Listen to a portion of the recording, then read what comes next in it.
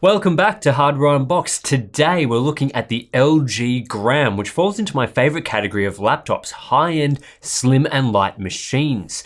Now this latest version of the LG Gram has been around for a few months now, and you might have already seen some reviews of the flagship 15-inch model. However, when LG asked if I was interested in reviewing the Gram, I put in a specific request to get the smaller 13-inch entry-level model.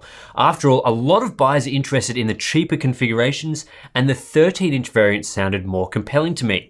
Most of the hardware here won't come as a surprise. We're looking at an Intel Core i5-8250U processor, and this is actually the first time I've looked at Intel's 8th gen quad-core Core i5 for laptops, though of course you can configure the system up to a Core i7-8550U if you'd like. There's also 8GB RAM, a 256GB SSD, a 13-inch 1080p display, and an enormous 72 watt-hour battery.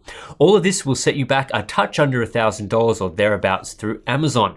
But the key feature of the Gram really isn't the internal hardware, which is quite similar to a lot of other laptops at this price point. Instead, the major selling point is its portability, particularly its weight. The LG Gram 13 weighs just 965 grams, well below the typical 1.2 to 1.4 kilograms for a laptop of this size and class, and it's immediately noticeable. This is by far the lightest laptop I've held with this level of hardware inside, so if you're keen on portability, the Gram is a standout option. The weight is really where the Gram's portability comes from. The overall dimensions and footprint are pretty similar to other laptops, with LG opting for slim but not invisible bezels around the display. Luckily, this approach to bezels has meant the webcam can remain above the display, so no nostril vision like you'd get with the Dell XPS 13. At 15mm thick, it's not amazingly thin either, but around the same mark as other laptops, and the thickness does allow the laptop to include a full-sized HDMI port and two full-sized USB ports. Speaking of other ports, you also get a USB 3.0 Type-C port and a micro SD card slot, along with a proprietary charging port. It's disappointing the Gram doesn't include Thunderbolt 3 on the 13-inch models. That feature is restricted to the larger 15-inch variant, and it also would have been nice if it charged the USB-C. I'm not sure why LG opted for a micro SD card slot over a full SD card slot either, as micro SD isn't nearly as useful as full SD on a laptop like this. Anyway, with such a light laptop, you're probably wondering about build quality. The entire chassis is constructed from a magnesium alloy, similar to Microsoft's Surface devices. However, it doesn't feel quite as texturally magnificent as other premium metal builds, and there's not a lot of visual interest to the design, for better or worse. For the most part, it's a simple, functional design, and for many buyers that will be perfectly fine. As for durability, LG does state the laptop passes the MIL STD 810G test suite with shocks up to 20 Gs and drops from over 1.2 meters. There's a bit of flex to the keyboard area, but no more than a typical ultra portable. The real area of weakness I found was a significant amount of flex to the display assembly. It just feels weak and flimsy in that area, which is a byproduct of the weight reduction. Luckily, I don't think it's a big issue unless you enjoy bending the display in your spare time, and even though there's a touchscreen on this particular laptop, it doesn't make a huge impact. The keyboard and trackpad are both a standard affair for a laptop. Nothing overly amazing, but no glaring issue either. Each key has a solid, if slightly rubbery response with an Ultrabook level travel distance. Not quite as clicky as my favorite HP laptops, but I typed a lengthy document on this laptop the other day and had no problem with the response or layout. The trackpad is large enough, very responsive, and the sensitivity level, to be honest, is perfect for a power user like me. If you love to use your laptop's built-in speakers though, I'd steer well clear of the Gram. The speakers are not good at all, and the bottom firing design tends to get blocked when using the laptop on your lap. Probably another area that was compromised when weight needed to be cut. However, there is a fingerprint reader integrated into the power button, and it works really well. I wish more laptops included fingerprint readers. I think they're quite handy. The display, it's a fairly typical ultra portable panel. It's a 13.3-inch IPS LCD with a resolution of 1920 by 1080 and a basic 60Hz refresh. My review unit came with a touchscreen, however the base model on Amazon does not. The touch model is slightly more expensive and will feature slightly reduced battery life due to the digitizer. Display performance is decent with the peak brightness of 311 nits, contrast ratio of 1030:1 and acceptable viewing angles. LG seems to have calibrated the panel to a reasonable standard, though it's not not perfect, achieving a CCT average of 6613K, a grayscale average delta E of 3.22, and average delta E's between 2.5 and 3.0 across the saturation and color checker tests. Delta E's below 1.0 are dead accurate, and anything below 2.0 is very good. The gram is just outside these metrics, and it's certainly better than other laptops I've looked at. If you want to calibrate the LG Gram 13's display using software like SpectraCal's CalMan 5, you can achieve very solid results with no impact to brightness or contrast ratio. I pushed delta E's below 1.0 across the board, improved the gamma, and tightened up the temperature response.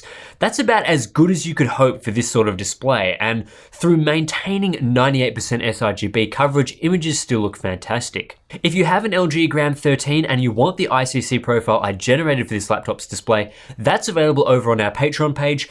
Do note there is some variance between displays, and my profile won't necessarily be as accurate on other units, but it's usually better than nothing. The only real downside I found to the display is uniformity, and even then we're only talking about a delta E deviance of about 3.0 along the bottom edge. There is no clear backlight bleed issue, it's just a small amount of unevenness in the backlighting, not a big deal, and in general I'm pretty impressed with the display, to be honest. Let's move on to performance. Like a lot of base model ultra portable configurations, the LG Gram starts with an Intel Core i5-8250U and 8GB of DDR4 2400 in a dual channel configuration. We haven't spent a lot of time with the 8250U in the past, so it'll be good to see how it compares to the Core i7-8550U found in upper tier configurations. Like most of Intel's 8th gen Kaby Lake refresh line, the 8250U features 4 cores and 8 threads, constrained to typically a 15-watt TDP. While manufacturers can choose a TDP configuration, the LG Gram 13 sits at the default 15-watt. These 4 cores have a base clock of 1.6 GHz and a boost of 3.4 GHz, no matter the core usage. This is in contrast to the 8550U that features a slightly higher 1.8 GHz base clock, but a boost that varies from 3.7 all-core to 4.0 GHz in single and dual-core workloads. It's quite clear looking just at these specs that the 8550U holds a decent clock speed advantage in short single-core tasks. The other main difference is in cache, where the 8250U features 6 MB instead of 8 MB like with the Core i7 range. The integrated GPU is still Intel's UHD 620 with 24 execution units and a clock speed of 1100 MHz, just 50 MHz lower than the Core i7's. So how does the Core i5-8250U differ from the Core i7-8550U, and is it worth paying the extra money to get the Core i7 model? Well, let's take a look at the performance difference first. Looking at 16 different productivity benchmarks, the i5-8250U is on average 15% slower than the Core i7-8550U. In this case, the 15-watt configuration found in the Razer Blade Stealth. In some tests like Excel and Premiere, the deficit is as large as 26%, and in other tests like PC Mark, that difference is a single-digit percentage. For those that prefer percentage gains, the 8550U is 19% faster than the 8250U on average, though again there is a variance among test lengths and core utilization. Right now, the price difference between the Core i5 and Core i7 models of the LG Gram 13 is $150, or 14% more for the Core i7 model. Considering you get 19% more performance on average, that sounds like a pretty good deal. Unfortunately, there doesn't appear to be a configuration that delivers more than 8GB of RAM or more than a 256GB SSD. Bizarrely, you can only get 16GB of RAM and a 512GB SSD out of the box with the 15-inch model. Both the 14 and 13-inch units are left out. However, the 13-inch Core i7 model does come with 8GB of soldered RAM and a free DIMM slot, making a 16GB dual-channel configuration possible if you are willing to upgrade the laptop yourself. The Core i5 model, like the one I have to review, has 4GB soldered and another 4GB in that DIMM slot, so a nice 16GB configuration is a bit harder. Luckily, you can upgrade the SSD with all units. Oh, and before I forget, let's take a look at how the Gram 13 stacks up compared to older CPUs, which are probably what most buyers will be upgrading from. The Core i5-8250U model I reviewed provides a handy 22% average performance upgrade on the Core i5-7200U, though that gain can be as high as 72% in heavily multi-threaded workloads. Compared to a Core i7-7500U, you get about 18% more performance, though again that's higher in multi-threaded tasks. As for the 8550U variant, well, we didn't test that model specifically, but we do know the 8550U is approximately 31% faster than the i7-7500U on average, with gains closer to the 50% mark in all-core workloads. Either way you look at it, the Core i7-8550U or the Core i5-8250U will provide a ton more power than 7th gen or older CPUs. The one main downside to system performance is the SSD. The 256GB unit included with the Gram 13 is just a SATA Samsung PM871 drive, with performance capped around the 500MB per second mark for sequential transfers. The best laptops like the Dell XPS 13 use an NVMe drive with performance in the gigabyte per second range, whereas this SATA drive, you're not getting anything like that. Considering you can't get a configuration with more than 256GB of storage anyway, it could be worth swapping it out yourself if you're keen on the Gram's other strengths. The Gram 13 does have an active cooler for the CPU, however I was quite impressed with it. Under the full load of a Handbrake X264 encode, the cooler is quiet, producing just 34 dBA from 50 centimeters away. The surface temperatures are also kept in check, are recorded 43 degrees Celsius in the upper middle of the keyboard and 36 degrees on the underside.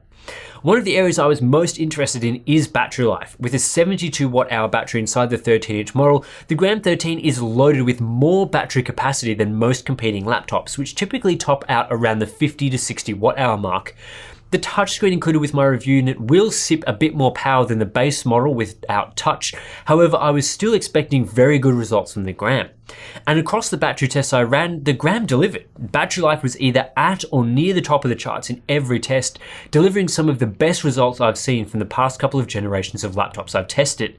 Despite the quad-core CPU inside, the Gram even does well in battery tests that are more CPU intensive, which is great news for those that want to run power-hungry workloads off the charger. All up, there's many reasons to be impressed with the 13-inch Gram. It provides a highly portable design, great performance, especially if you get the Core i7 model, excellent battery life, and a very good display. If you want a system that simply provides portability, performance, and stamina, the Gram could be the exact laptop you're after. However, and this is the case with almost every laptop out there, the Gram is not perfect. While the areas I just mentioned are strengths, this laptop's feature set is bare bones. It's missing Thunderbolt 3 and a full-sized SD card slot, and you aren't getting a fast NVMe SSD.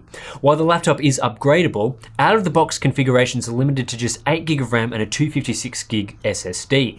I don't think these things will be crucial omissions for a lot of prospective buyers, but if you want the complete package, you might want to look elsewhere. As for pricing, you can get the base Core i5 model for around $1,000 and the Core i7 model for around $1,250, though the laptop isn't officially available in Australia. The Core i7 model is the best value, and both models are cheaper than equivalently configured laptops from major competitors. I still really like the ZenBook 13 UX331UN due to its discrete GPU, but the Gram 13 is undoubtedly a more portable option. That's it for this review. If you're after more in-depth performance information, there's a ton more graphs available in the TechSpot review, so go check that out. Consider supporting us on Patreon if you like our laptop testing, and I'll catch you in the next one.